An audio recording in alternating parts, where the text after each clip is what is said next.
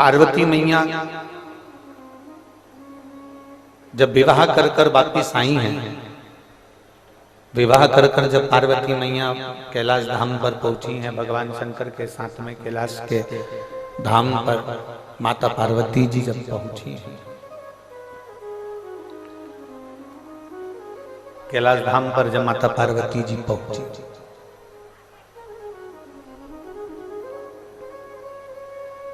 सारे देवी देवता सब कैलाश पर ही हैं। सारे देवी देवता कैलाश पर्वत पर विराजमान हैं।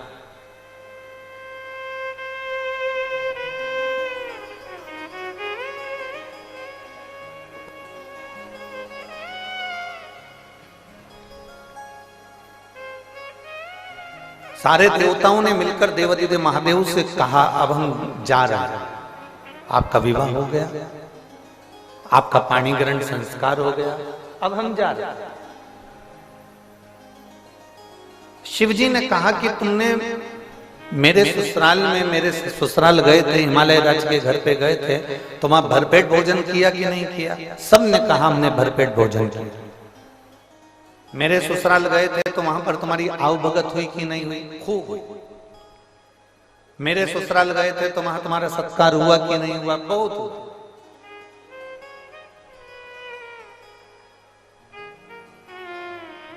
अब शिव जी ने देवऋषि नारद से कहा कि सब जा रहे हैं, मेरा फर्ज बनता है कि इनको भेजने से पहले कुछ खिला दूं, पर मेरे कैलाश पर है क्या खिलाने के? मेरे कैलाश पर कुछ भी नहीं है खिलाने के।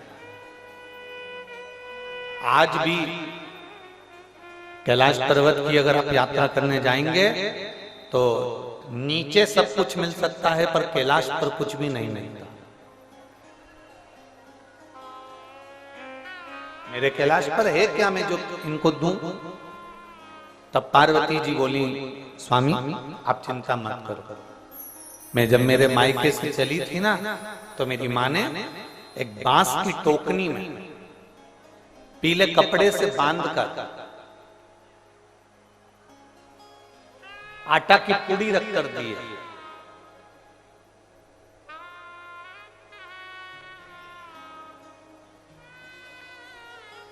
जितने गंगा तट के निवासी होते हैं, जितने सरयू तट के निवासी होते हैं, जितने नर्मदा तट के निवासी होते हैं, जितने गोमती तट के, गोदावरी तट के, जितने यमुना तट के निवासी होते हैं, जितने सरस्वती तट के निवासी होते हैं, जितने गंगा के घाट के निवासी हैं, जितने गंगा के किनारे के निवासी हैं, और जितने सरयू, मंदाकिनी, नर्मदा, कावेरी, गोदावरी, कृष्णा, इसके तट के जो निवासी होते हैं, ये सब शंकर जी की बनाई हुई परंपरा से चलते हैं।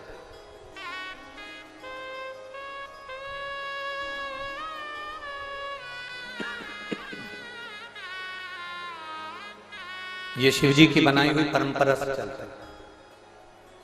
जो शंकर जी का नियम था, हिमालय राज पार्वती जी की जब विदाई करे तब माता मैनावती ने उनको एक बांस की डलिया के अंदर पूड़ी रखकर, और अब उस समय पर देवता कितने बड़े होते थे, बहुत बड़े बड़े, जिनको देवता कहते हैं, देव कहते हैं, तो इतनी इतनी सी पूड़ी नहीं बनाई थी। जो आटे की पूड़ी बनाई गई थी, जो मैदा की पूड़ी बनाई गई थी, वो इतनी बड़ी बड़ी बनाई गई थी। अब इधर उत्तर प्रदेश में वो बेटी की विदाई पर बनती कि नहीं बनती हमको नहीं मालूम, पर हमारे शास्त्रों का जो नियम कहा गया कि बेटी जब विदा होती है तो जैसे मैनावती ने बांस की डलिया में, बाम्बू की डलिया में पूड़ी बनाकर रखकर उसमें थोड़ी सी शक्कर, थोड़ा मिठाई उसमें रखकर डलिया को बांधकर दे दी गई थी। बहुत ध्यान देना, हिमालय राज जी ने दहेज में हाथी, घोड़ा, पालकी सब कुछ दिया, सोना, चांदी, हीरा, पन्ना, जेवर, आभूषण, रतन, नौकर, चाकर, माणिक, मोती सब दिया था।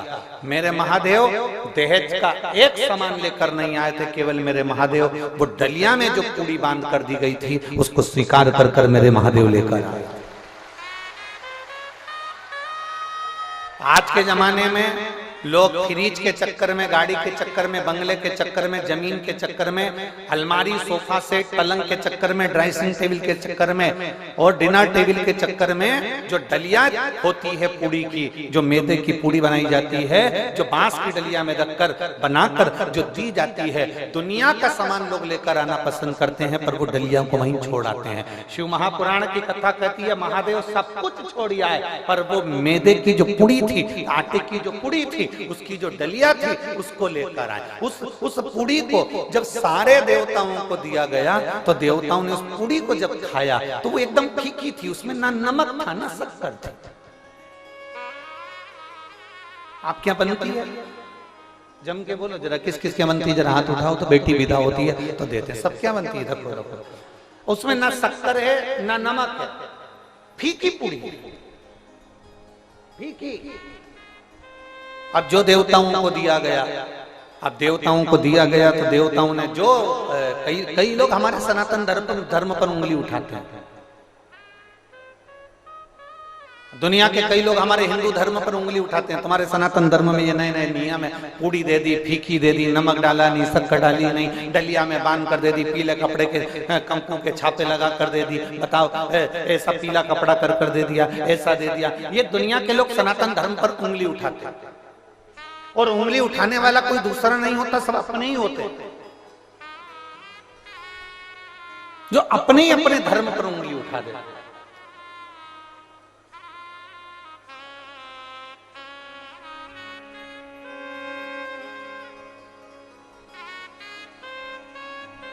कहने वाला कहते रहेंगे, सनातन धर्म पर कोई दूसरा आक्षेप करने वाला, उंगली उठाने वाला नहीं होता, अपने ही उठाते।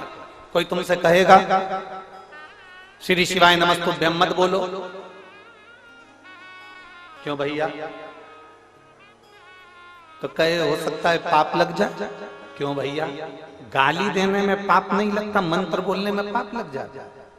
फिर कोई महाराज आएगा कह देगा शंकर जी पे चढ़ा हुआ जल मत पियो, क्यों भैया? पाप लग जाएगा।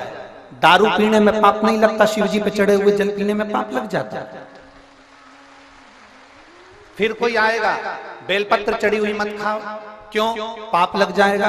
हम कहते हैं मटन मच्छी खाने में पाप नहीं लगता, बेलपत्र खाने में पाप लग जाता है।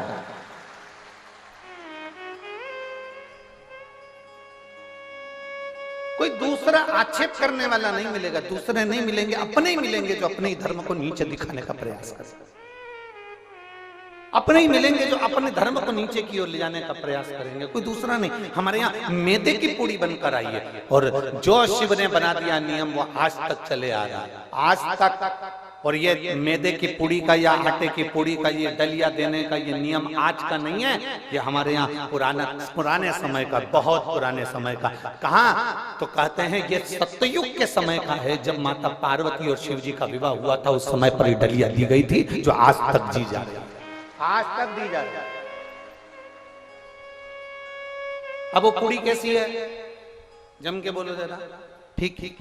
देवताओं ने जो पूड़ी खाई तो सबने तुरंत खबर करी भगवान भोलेनाथ जी के पास में, ये पूड़ी तो फीकी है, फीकी।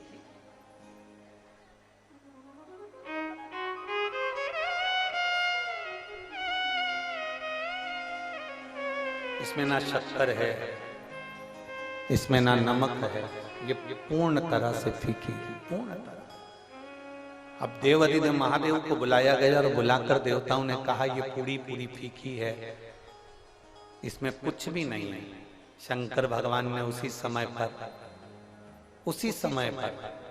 संपूर्ण पृथ्वीवासियों को एक उपदेश दे दिया। वो उपदेश पूरे संसार में रहने वाले एक एक मनुष्य के जीवन में वो उपदेश याद रखना, जो शिव जी ने पूड़ी खिलाते समय दिया था और कह दिया देवताओं से, ये पूड़ी फीकी है क्योंकि ये मायके से पार्वती जी के दी गई है, ये पूड़ी नहीं है मैदे की, ये पीले कपड़े में बंधी हुई ये पूड़ी नहीं है, ये बांस की डलिया में रखी हुई पूड़ी नहीं है, ये छापे लगाकर दी गई पूड़ी नहीं है।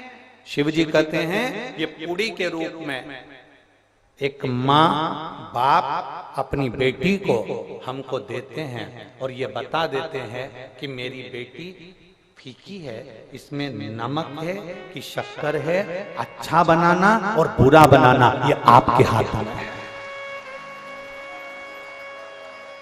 मेरी बेटी फीकी है, इसको अच्छा बनाना और बुरा बनाना तुम्हारे हाथ में है। हमारी बेटी को हम जितना जैसा बना सकते थे बनाकर आपको दिया है। इस पूड़ी को बनाकर हमने आपको दिया है। अब आपकी जवाबदारी, आप इसको शक्कर से खाएंगे कि आप इसको नमक से खाएंगे, ये आपकी जवाबदारी है कि आप अपनी बहू को कैसा संस्कार देते हैं। आप अपनी बहू को गाली देते हैं, आप शब्द कहते हैं, ताने देते हैं, आड़ा टेढ़ा बोलते हैं, या अपनी बहू को सहलाकर प्रेम से, स्नेह से, अपनी मीठी वाणी से अपनी बहू को इतना मिठास में घोल लो कि वो फीकी पूड़ी भी मीठी हो जाए। ये महादेव की कथा है,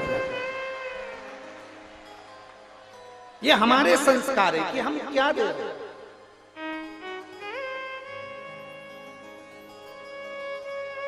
ये हमारे संस्कार है कि हम क्या प्रदान कर रहे हैं। पहले के समय में मुंह दिखाई होती थी तो रकम दी जाती थी, आज के जमाने में मुंह छुड़ाई होती है कि इतना अपशब्द कह जाती हैं बेटियां, इतना अपशब्द बोल जाती हैं बहुएं कि आखिरी में सास ससुर कह देते हैं भले 1-2 एकड़ जमीन बिक जाए, 2 बीघा जमीन चली जाए, पर इसको जाने दो, इसको अपने घर जाने दो, हम नहीं रह सकते इसके सामने। पीछा छुड़ा देते हैं लोग, मुंह दिखाई क्या मुंह छुड़ाई का काम करते हैं। 1 लाख 2 लाख 5 लाख लो और पीछा छुड़ा दो, तुम तो जाओ, हमें नहीं रखना। ये बड़ा विचित्र समय आ गया। इस विचित्र समय को हमें साधना